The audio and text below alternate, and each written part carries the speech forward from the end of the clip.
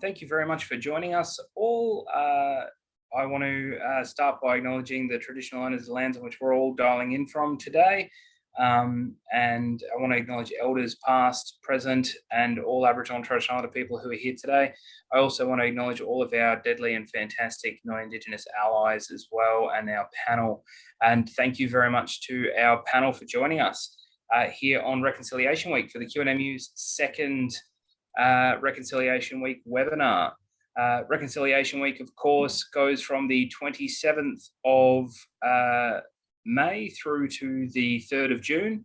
As a result of a little bit of a history lesson for those of you who didn't hear it on Tuesday, Reconciliation Week was started in 1993 as the Week for Prayer for Reconciliation, or something similarly titled. Coincidentally, the year before, January 26th, was made a public holiday in Australia. So we've been celebrating this day for a very long time. The first day, May the 27th, is the celebration of the single most unifying moment in Australian democratic history, the previous referendum for the inclusion of Aboriginal and Torres Strait Islander people in the census and inclusion in the Constitution. The June the 3rd date is, of course, the Mabo decision, which celebrates the High Court decision handed down for land rights. So, yeah, it's an absolutely monumental week. So thank you again for joining us this week. This year's theme is Voice for Generations. I apologise in advance if I look up when I'm talking. It's just because I've forgotten my notes, and that's how I remember things. Our deadly series of panellists today are Kate Veach, Liz Wilkes, and Ashleigh Sullivan. So I'll probably start off by welcoming you all individually. I'll start off with Ashleigh Sullivan, who is a dual registered nurse and enrolled midwife. She spent the majority of her career working in continuity of care models across both the public and the private sector. While she has worked regionally for most of her career, she has recently relocated to Brisbane to pursue a career in midwifery private practice. She's currently working with Indigenous families with Birthing in Our Community programs, so BIOC, providing continuity of care to urban Indigenous families. Additionally, she's a current QNMU councillor, and she's an active QNMU member. And that BIOC model is a fantastic example of how self-determination can work, and I'm sure Ashley will go into that in her answering her questions. Liz Wilkes is also joining us. So Liz is the Managing Director of MyMidwives, and she's been a midwife since 1995. She's been in private practice since 2004. Liz was one of the first Medicare provider midwives in Australia, and she conducted the first Medicare rebated birth. Her goal is that every woman has access to midwifery continuity of care, recognising that this needs to be integrated within a multidisciplinary team. Establishing MyMidwives with her co-founders, they have been able to not only support thousands of families, but also many midwives to work to full scope of practice and to truly be able to say that we are with women. And last but not least, Kate Veach. So Kate Veach is not a midwife, although she declares herself to be the Midwives' #1 fan. Kate is the acting secretary of the QNMU. She's a registered nurse and has been a QNMU member for over 27 years. Kate's worked in public, private, and commercial healthcare environments in clinical management and administration roles. Kate has held a nursing director position in sub and post-acute service within West Moreton Hospital and Health Service, and assistant director of nursing position in the Office of the Chief Nursing and Midwifery Officer. That's right, it starts and ends with the word office.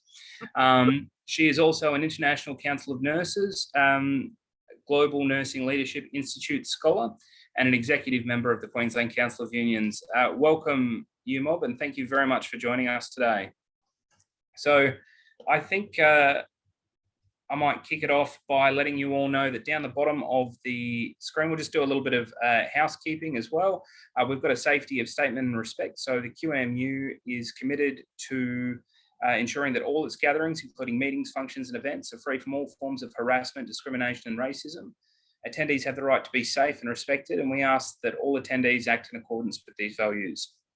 If you have any concerns, please raise them with the convener of the meeting, function or event. That would be myself or potentially Ebony.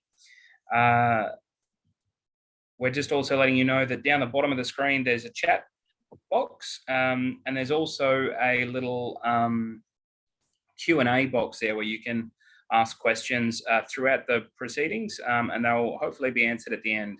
Unfortunately, we will be limited for time, so we might not be able to answer them all. If there are any pressing questions that you do want to ask that don't get a chance to be answered, please feel free to address them to us, and we will either forward them on to the panelist that it's most relevant to. Otherwise, we'll seek to answer it ourselves. So moving on to the fun part, not just hearing me talk ad nauseum, we might just start off with the questions. So starting off with Ashleigh, how have midwives been a collective voice for generations to date?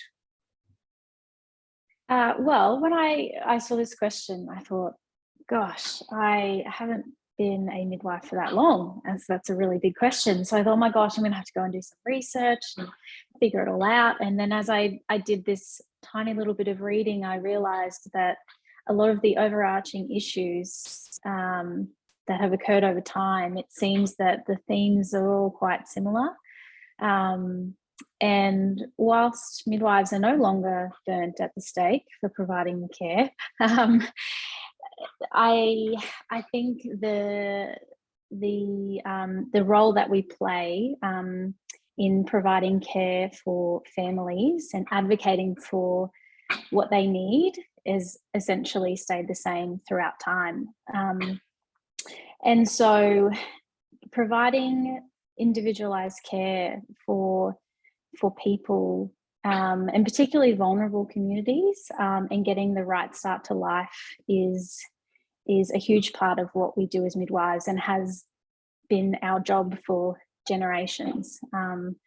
And sometimes that proves more difficult than others.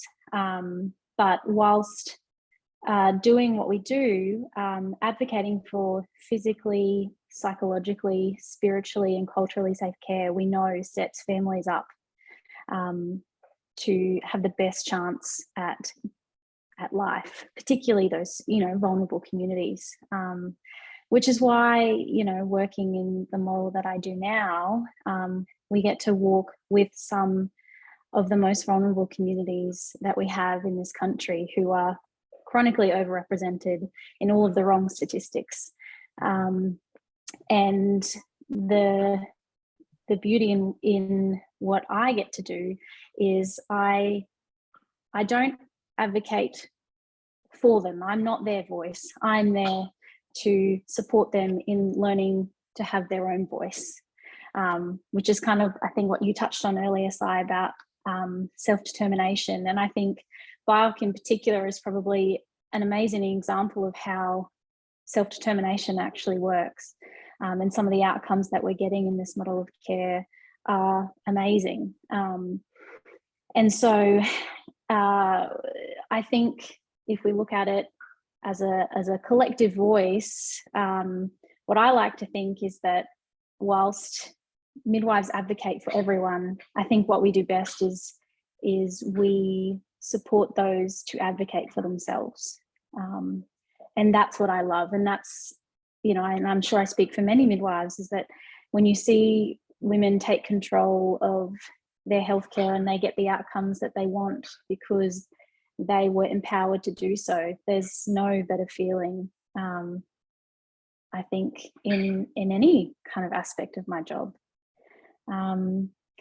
So I would say championing women, and as we have throughout time, but also being there for them and getting the best outcomes for them, and empowering them to do that themselves is probably what midwives do best. Thanks, Ash. That was very well put. Liz, same question to you. So how have midwives been the voice for generations to date?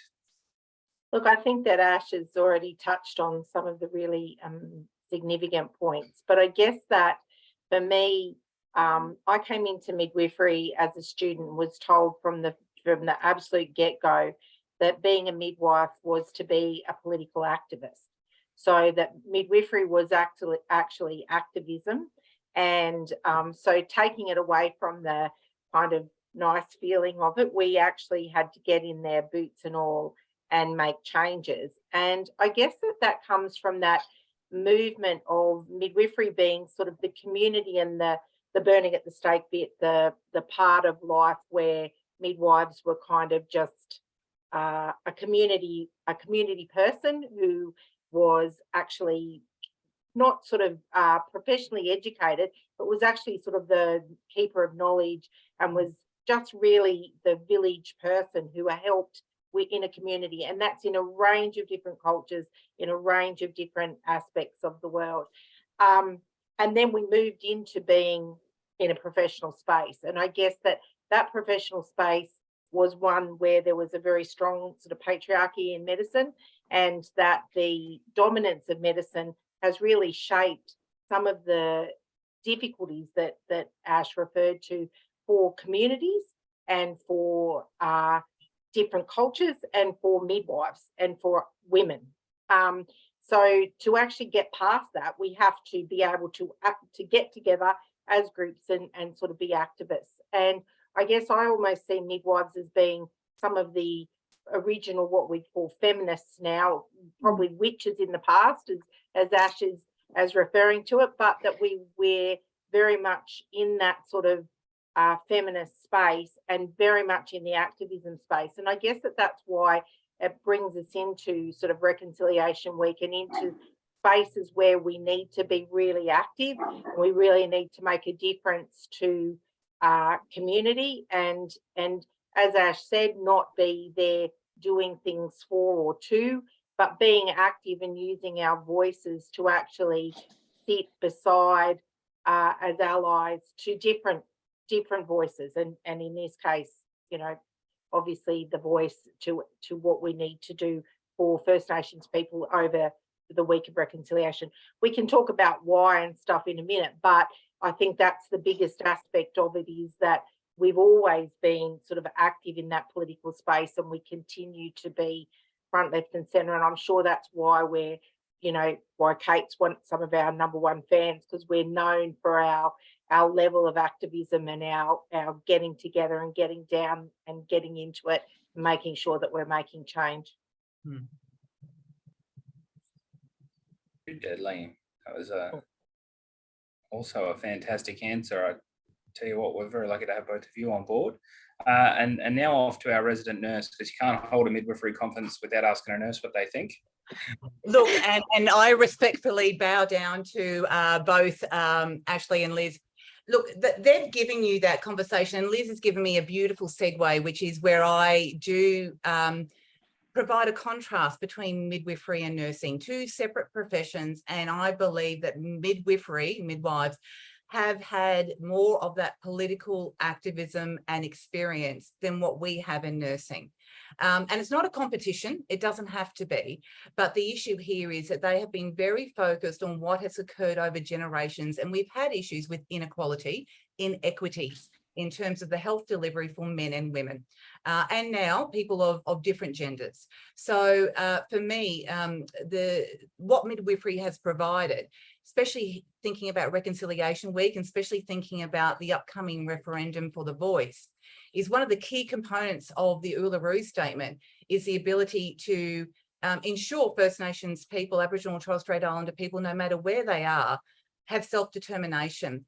And I believe that midwifery over the years, over the generations, has always wanted self-determination for the woman. And I think in terms of Reconciliation Week and bridging that gap, models that Ash spoke of and that Liz provides as well, the birthing in our community, so the BIOC models, are all about self-determination. They're all about providing care for women where women want the care, and having the women's voices heard by people who are there to solely advocate and be there for that woman and her family. That is enormous, and it's such an honour and a responsibility at the same time, but they weigh each other out because of the issue of drawing people to that elusiveness that we have in health, which is equity. So I take my hat off to the midwives. We in nursing have learned a lot from midwives, and I think the level of activism that we've seen over the years and our increasing activism in nursing has been based on the experience of midwives. So I thank our midwife colleagues, not just here in Australia, but we know across the world.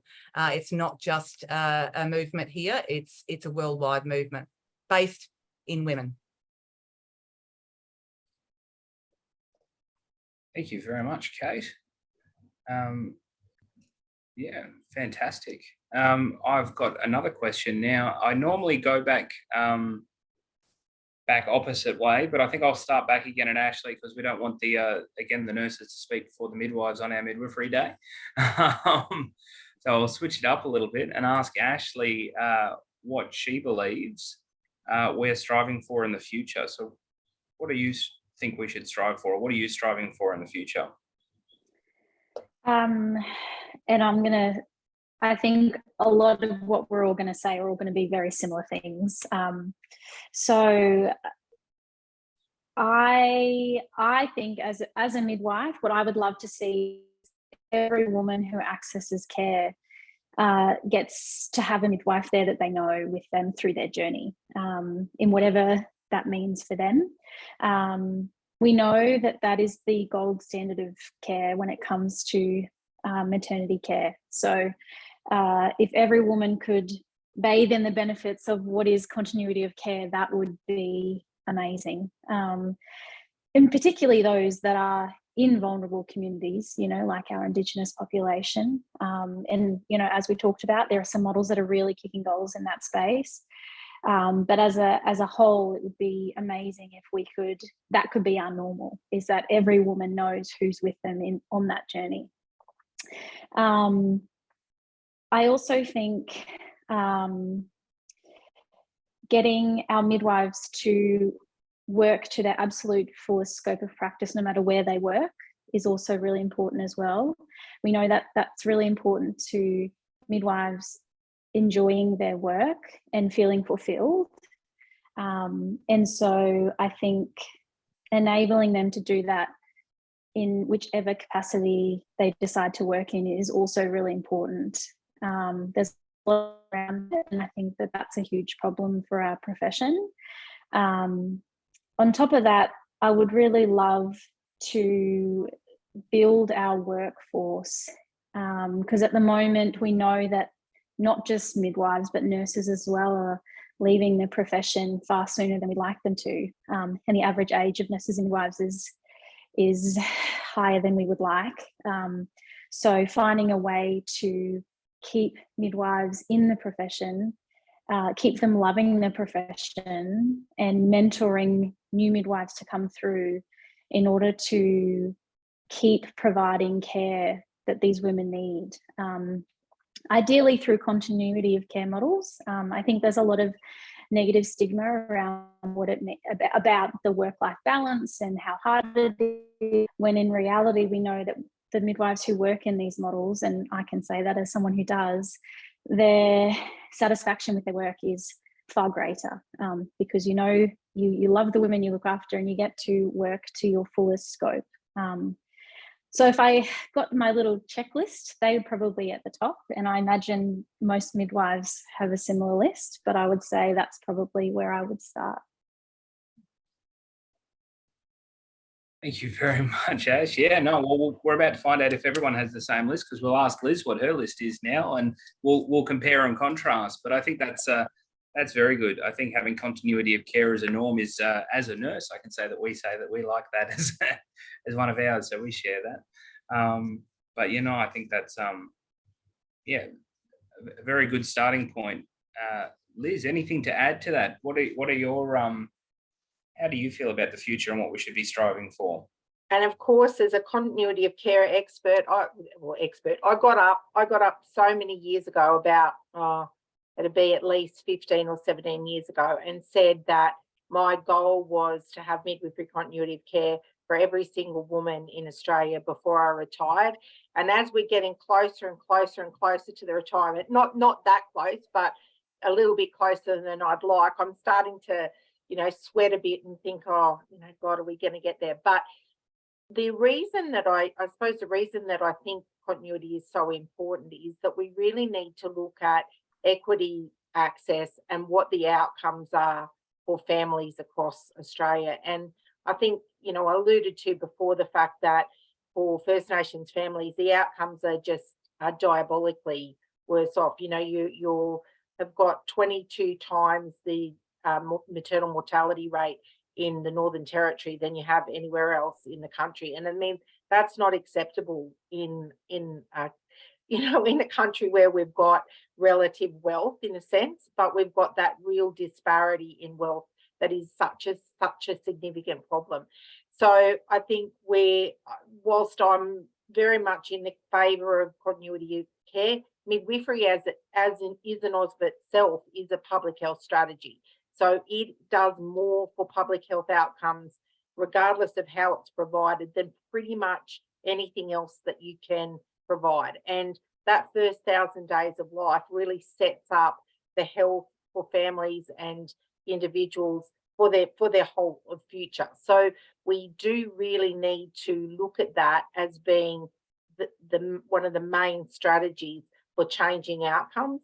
As Ash alluded to, the models that we're both working on in the birthing on country and birthing in our community space are kicking goals in that area, but they're tiny little dots on a massive country at the moment. And I think that goes to the other point that I wanted to make around access, that at the moment, you know, women in the urban settings and in the sort of along the eastern seaboard, probably even in regional areas and so forth, can access maternity care and can access midwifery care. Once we leave that little tiny sort of rimmy area, we get to a point where there's vast areas where there is absolutely no access to anything at all.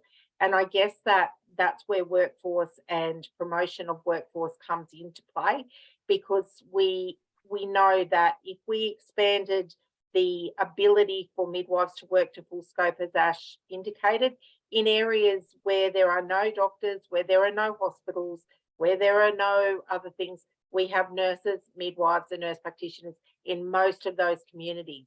And so, I mean, obviously we've got both a Commonwealth and a state government that are both looking at this, you know, profoundly at the moment. And I think these are really important junctures to getting midwives and nurses into those areas and making sure that the entire country can access something in terms of maternity care, because that's where we're going to make a difference to the well-being of our families. And that's what's going to make a difference, I guess, to outcomes for community for life.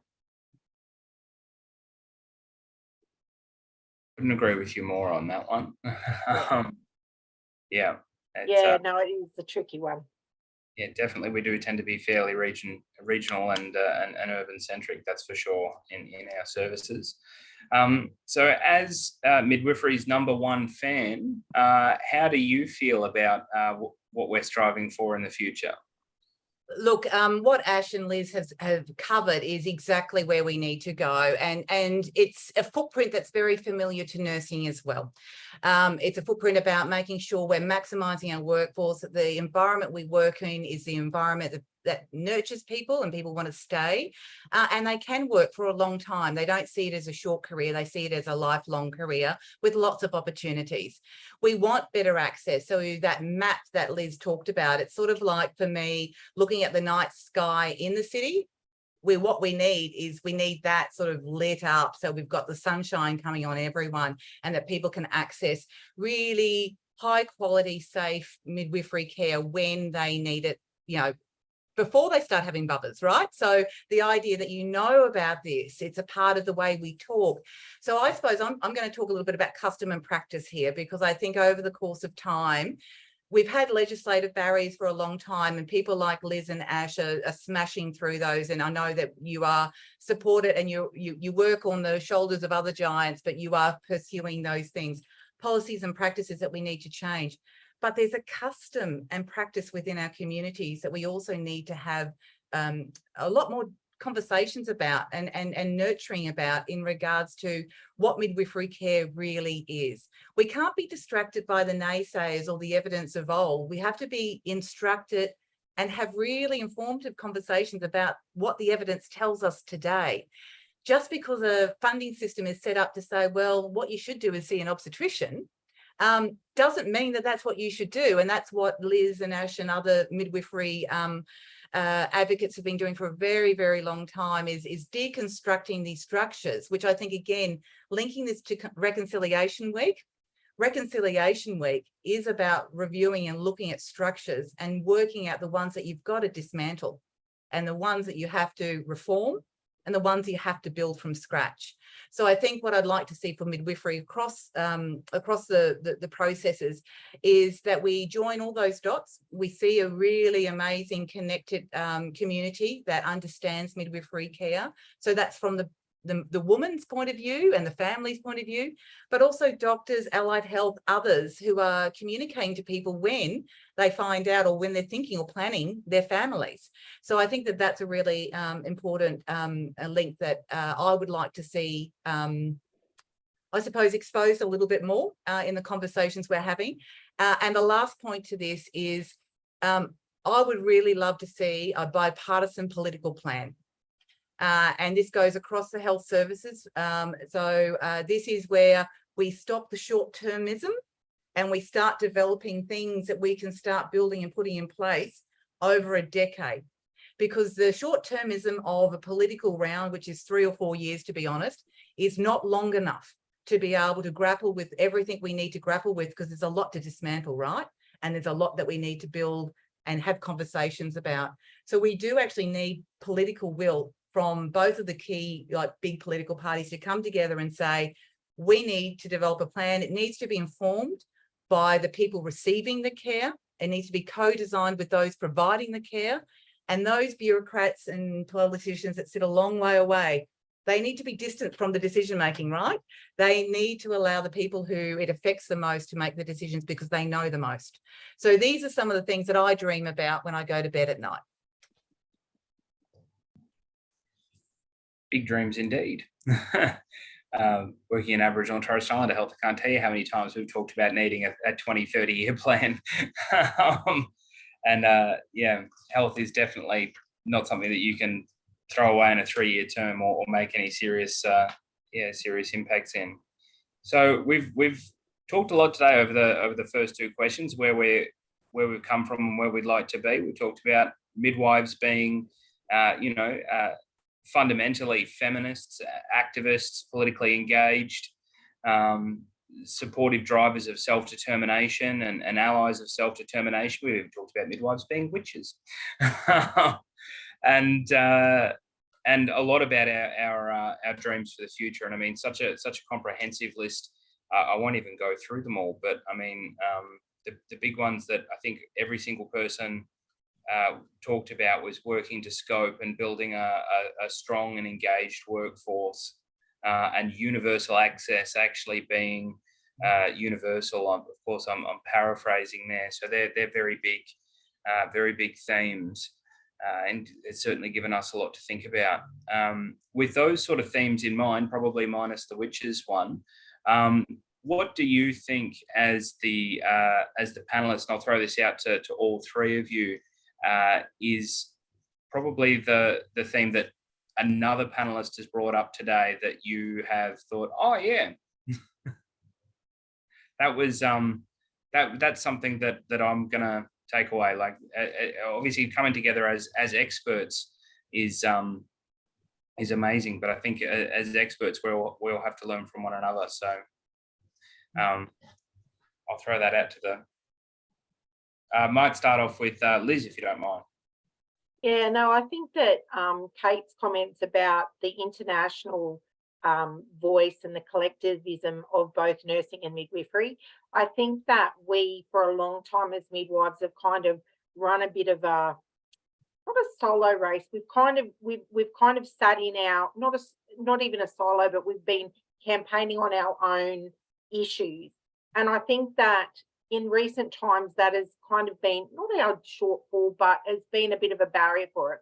I think we need to get active with nursing, with nurse practitioners, with other health practitioners more fulsomely, and really work more collectively, because for a while we've been sort of just arguing on our own points, and I think that learning from each other is definitely the way to go in terms of getting things done and getting through some of the barriers that we're still facing. Ash?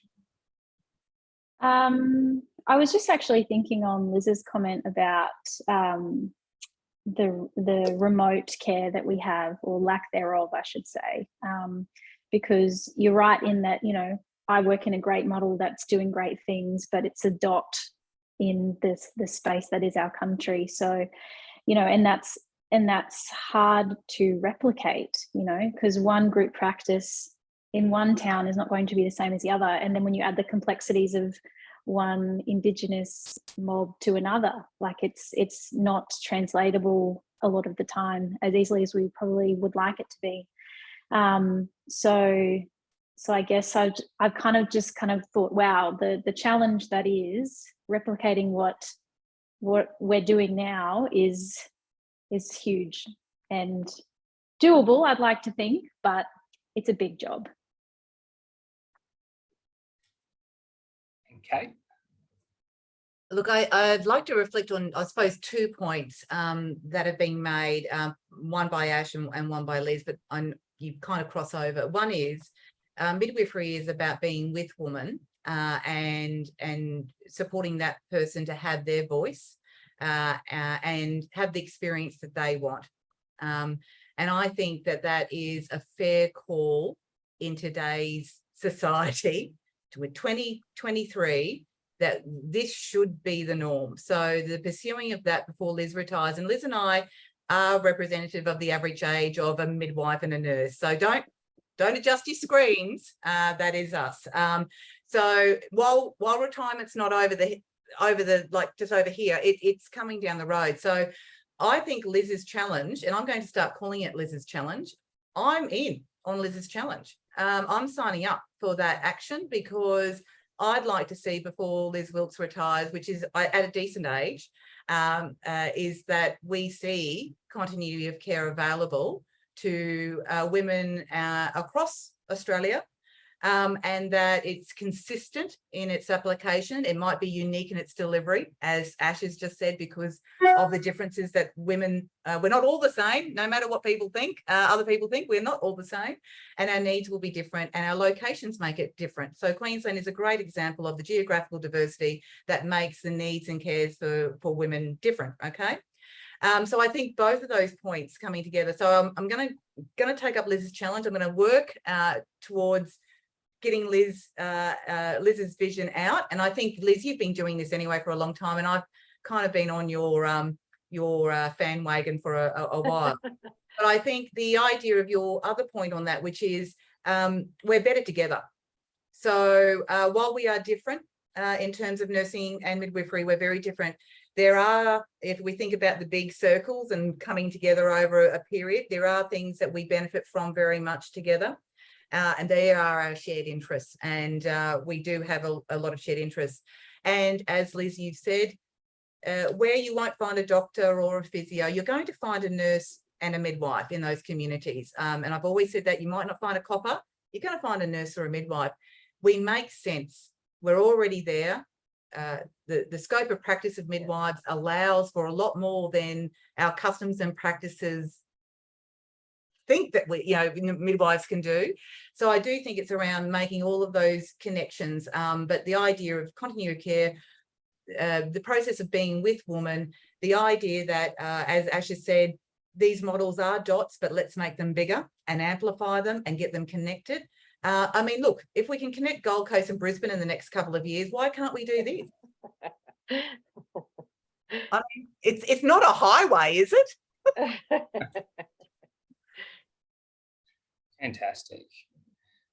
Given the theme of the year, the voice for generations, and given this is 2023, the year of the upcoming Voice to Parliament referendum, as midwives, sitting within what used to be for a time there, a dark period in history where midwifery was considered a specialty area of nursing, you know, for eons, even within the union movement, the union was called the QNU up here, and the ANF. Are you drawing any parallels between? I mean, obviously, there's a lot of difference between the midwifery community and the Aboriginal and Torres Strait Islander community, but is there any sort of sense of familiarisation, particularly for, I would imagine, Liz in the room? Yeah, I hate to liken it's. I mean, obviously, it's not the same, and I would never want to, you know, portray that I'm walking in the footsteps of the Aboriginal and Torres Strait Islander community, because it's just not the same thing. But I do recognise that sense of activism that I'm talking about, and the way that comes out in communities, and the way that it needs to come to be able to sort of fulfill on whatever it is that your vision is.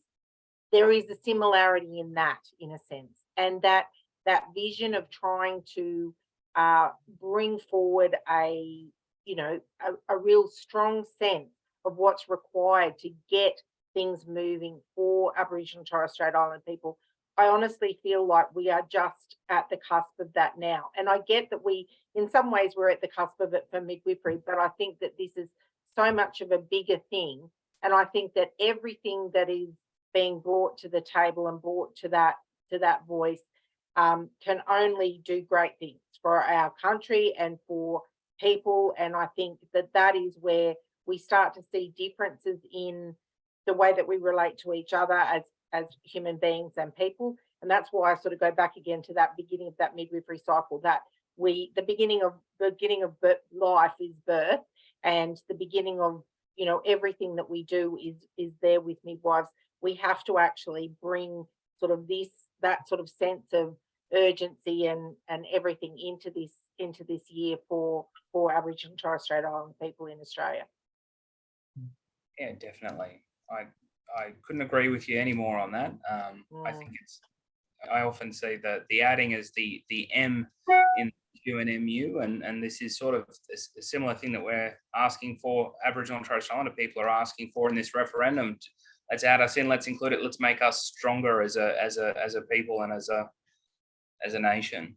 Yeah, it's your M. It's your visibility, and I guess that's the thing for midwifery. Like we still have sort of a level of invisibility in some places. When Kate was saying about, you know, we need to have visibility, that every community needs to know that there's a midwife. I think and that's just a tiny little issue. Every community needs to understand what it is that Aboriginal and Torres Strait Islander people are asking for, what they're seeking and what they need in terms of, you know, our parliaments and our constitution and their ability to actually hold their space. Hear, hear. Hear, hear. All right. Well, unless there's any other questions from the floor, I'll just really quickly wait another minute to see if there's any other questions. Or if anyone's got if you've got questions for each other, feel free to throw them out. But I believe we've actually wrapped up. This is the first. I want it noted on the record. It's actually being recorded. I am wrapping up a meeting 5 minutes early. I think that's the first time that's ever happened. That is, Sye. Well done, you.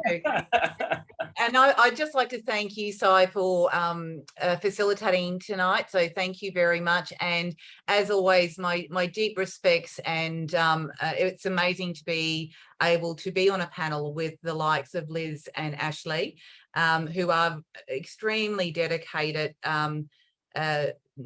not just to the work they do, but to the actual profession. So they look outside of the rooms and the homes and the other things that they work in. They really start looking out. And I think for anyone who's online who may be starting their career or thinking about doing things a bit differently, both Liz and Ash's story should provide the base of sort of fueling your activism and your fire in regards to midwifery, or anything else that you want to get passionate about. But these two people, I have a lot of time and a lot of respect for. So it's been an honour to share the screen with you both tonight.